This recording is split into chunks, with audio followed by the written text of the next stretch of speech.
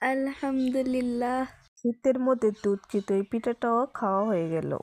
দুধ চিতই পিঠাটার জন্য যারা গুড় দিয়ে পিঠা খেতে পছন্দ করে না তারা আমার মতো চিনি দিয়েও বানিয়ে খেয়ে দেখতে পারেন।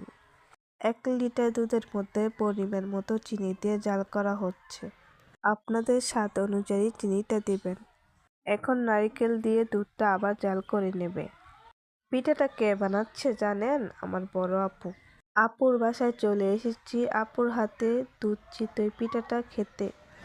বড় আপু মায়ের মতো। বড় আপুর হাতে রান্না করা খাবারও কিন্তু মায়ের ঘ্রাণ আসে। এখন চিতই পিঠার গুলাটা তৈরি করা হচ্ছে। সিদ্ধ চালের গুঁড়ি দিয়ে এই চিতই পিঠাটা তৈরি করতে হয়।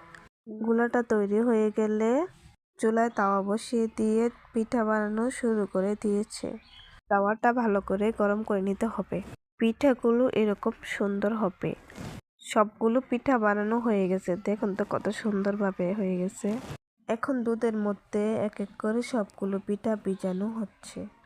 সারা রাত ভিজিয়ে রেখে সকালবেলা নাস্তা করবো ওই পিঠাগুলো দিয়ে। আপনারা চাইলে 2-3 ঘন্টা পরেও ভিজিয়ে রেখে খেতে পারেন। পিঠাগুলো এত নরম হয়েছে উঠাতে গিয়ে ভেঙে গেছে। কে কে এই শীতকালে এই দুধ চিতই পিঠাটা খেয়েছেন অবশ্যই কমেন্ট করে জানাবেন।